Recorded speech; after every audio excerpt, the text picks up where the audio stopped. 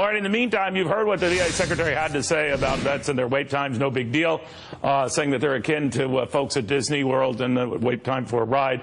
Well, that really stuck at the craw of a lot of people, including yours truly, and including U.S. Senator Roy Blunt from the fine state of Missouri, who said that's enough to have the guy pack up and leave. The senator joins you right now. Senator, you're probably aware that today, at least, he tried to dial that back a little bit, but you argue too little too late. Well, I'm surprised it took him that long to realize just how out of touch that comment is. You know, for too long, we've had too many people running the VA who wanted to run the VA based on what was better for the Veterans Administration rather than what was better for veterans. This is a guy that I actually thought, coming from the private sector, would be willing to compete.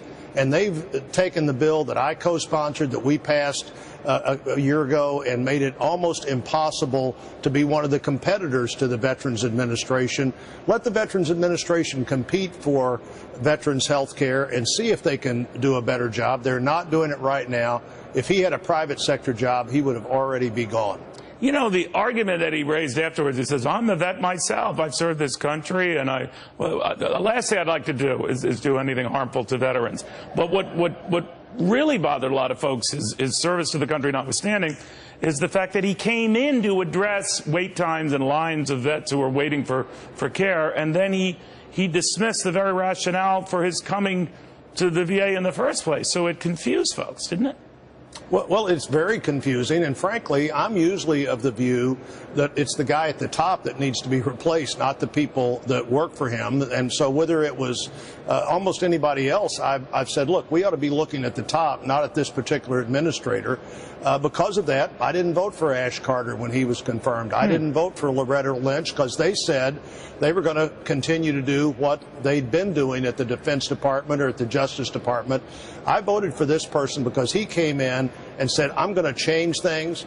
I'm willing to compete. I'm going to solve these problems. And he has it. You know, Neil, we have a big VA facility in St. Louis, Missouri, the Cochran facility. They have 46,000 veterans a year come to that facility.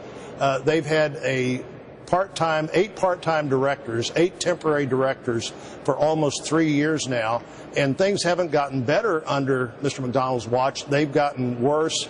I'm tired of it. I think a lot of people are tired of it, and maybe most importantly, a lot of veterans are tired of it, and they want to see some real competitive change. You know, he did mention the Disney comparison. My immediate thought was, well, why don't you do what Disney does and find a way to deal with lines? And Disney has come up with things like fast passes and ways to get people through lines a little bit faster. I mean, but that's a gimme.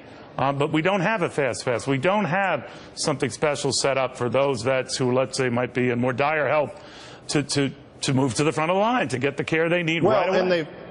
And they've done everything they could actually to slow the line down. We gave the Veterans Administration plenty of capacity to let veterans choose to go somewhere else. They've made it hard for doctors to sign up. Instead of saying, okay, anybody that's already signed up for Medicare, you can also be a VA provider. They said, oh, no, you're going to have to go through a whole set of other circumstances. And by the way, we're going to be really slow in paying you. We passed a law that said if you're more than 40 miles from a facility, you can go to an alternative facility. We're changing the law right now to make it clear we mean a facility that provides the service the veteran needs, not somewhere that takes your blood pressure and you need open heart surgery. They've resisted every possible thing that would eliminate those lines, give veterans more choice and more options for care than they have now. It's ridiculous. Senator, thank you very, very much. We do appreciate it. Exactly.